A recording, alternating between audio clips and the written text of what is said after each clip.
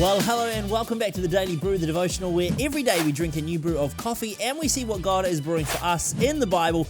Yes, it's cheesy, but it's true, and you join me here on day 247 of 365 days of Bible reading, and no matter where you are around the world, a massive welcome to you. Looking forward to getting into this today, whether it's your first day or whether it's your 247th day, a massive welcome to you. If it is your first day though, I recommend pausing this now, going back to day one and starting from scratch so that you allow the Bible to build on itself, because there is a grand narrative along with lots of little narratives along the way, so make sure you don't miss any of what God wants to say to you in the Word. Let's have a look though at what scriptures we are going to be reading today.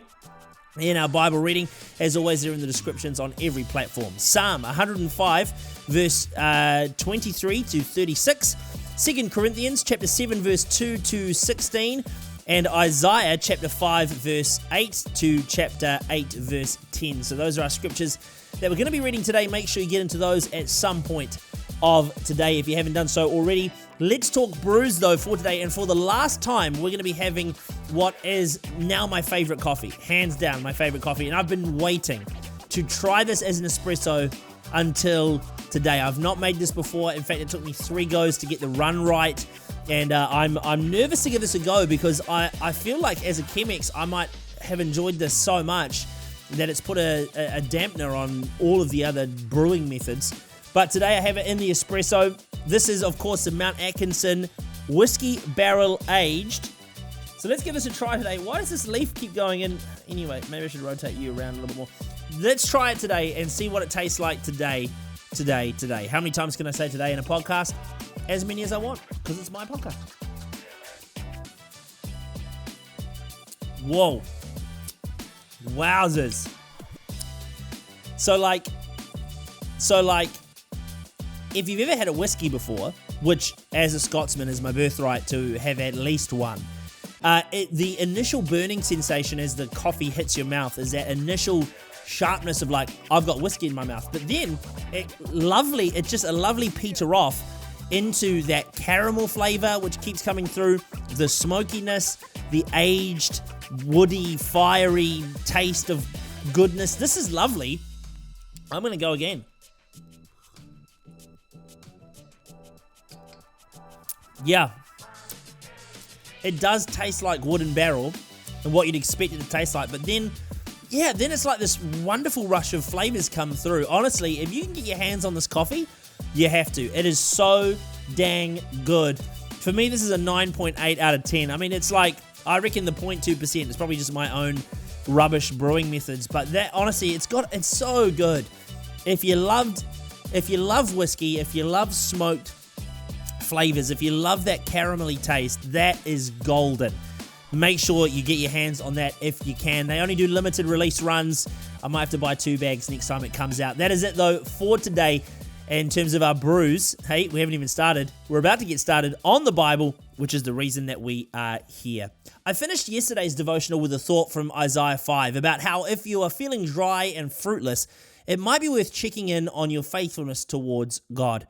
The encouragement in this psalm today is that you're not alone. And I think this is something we all go through as Christians, the sense of feeling dry and fruitlessness, feeling fruitless, that's the way. We all feel at times as though we are dry. And our psalm records one of the more desperate and hopeless peoples that they had been through. Now, what's interesting to me is it follows not a season of dry, but a season of miracles, and how that favor from God turned people against them and caused them to be hated. From there, their hate turned to conspiracy and then to abuse. What do you do when you find yourself in a place like this? What do you do?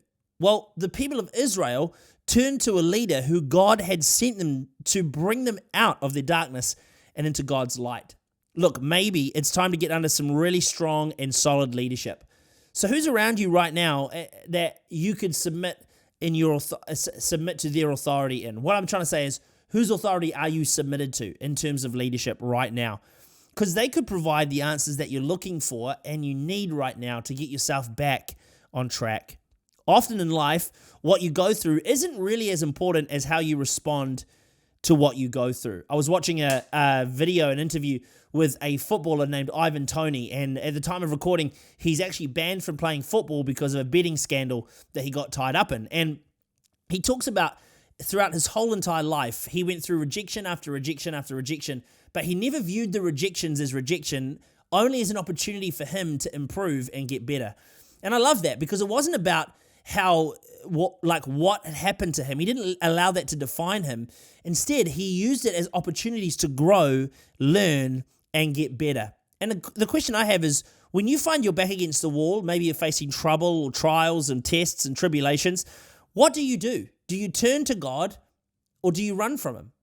And it just made me think, like Ivan Toney, he's not a Christian player as far as I know, and maybe he is, but as far as I know, he's not. He turned to himself, and he turned himself to self-improve. But we have an awesome added advantage as Christians. We have the opportunity to turn to God and seek him for the next steps.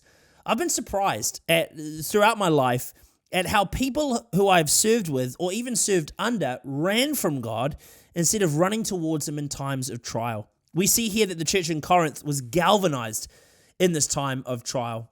Paul was with them, and it's clear that he loved them deeply. It's also clear that this was not always something that was reciprocated for Paul, which is a bit sad, really. But out of Paul's love for the Corinthians, he confronted them in a letter. In the beginning, it hurt them, which is not really a surprise because you read it and you're like, jeepers, Paul, that's pretty full on. But we see that eventually they took it on board, they took it for themselves, and what they did was they applied it and they took it on board to their own reward in the long run, effectively. Now, this response drew them closer to God and allowed them to continue walking in his way. The truth is we're all sinful people and we're all going to face challenges and adversity. And if we are under authority, we will receive correction and challenge. And how we respond to both of these things is really important. So how well do you think you respond right now to challenge, correction, and to authority figures in your life? Remember, your response is ultimately your responsibility. Finally, today in Isaiah, we read about a nation that is distraught. It's teeming with injustice and is a very hostile place to be. Leadership is power-grabbing land, having lavish meals and living it up in luxury, while the people around them, they perish. Isaiah is a voice called and used of and by God. It's important to understand your authority in any given season. Isaiah speaks in such absolutes because he is a prophet, and it would be a mistake if we were to speak in such a way as well, unless we were absolutely sure God had called us to do so. But Isaiah was. Now look at the detail around his processes. God encountered him. He was cleansed by God. He responds and says, "Send me," and then he's sent. Isaiah lived a radical life for God, speaking on God's behalf because of an encounter. And it was this encounter that set him up and set him apart. And he responded to the call of God for his life. It makes me wonder, have you had an encounter with God recently? Have you allowed him to cleanse you? Have you responded to the call of God on your life? If your answer is no to any of these, tell your pastor and let's get moving, because you never know what's on the end of your obedience to Christ. 3, 2, Verse of the day. Verse of the day today, 2 Corinthians chapter 7, verse 8 says, "Even if I caused you sorrow by my letter, I do not regret it." Paul, speaking as a leader, had to tell them the truth, the honest truth, the unadulterated truth. This needs to be the commitment of every leader, to do two things. Number one, to tell the truth. And number two, to not regret hurting people's feelings after speaking the truth. We always speak the truth in grace and love and mercy, but never shy away from the truth because it might upset somebody.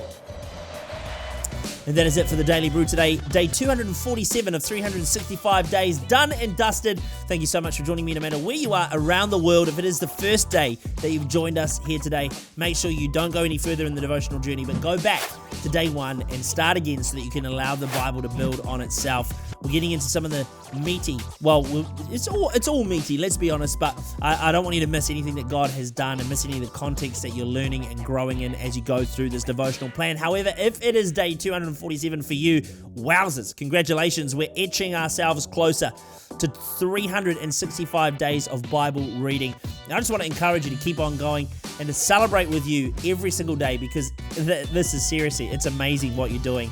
That is it though for today. A massive thank you to all of you on YouTube who have stopped and subscribed and click the bell, and to you on our Spotify and Apple Podcast platforms, any of our other audio platforms, for rating the podcast and following along to it. If it is the start of your day though, have a great rest of your day. Unless it's sleep time, good night, sleep tight, and we'll see you back here tomorrow for another day of the Daily Brew.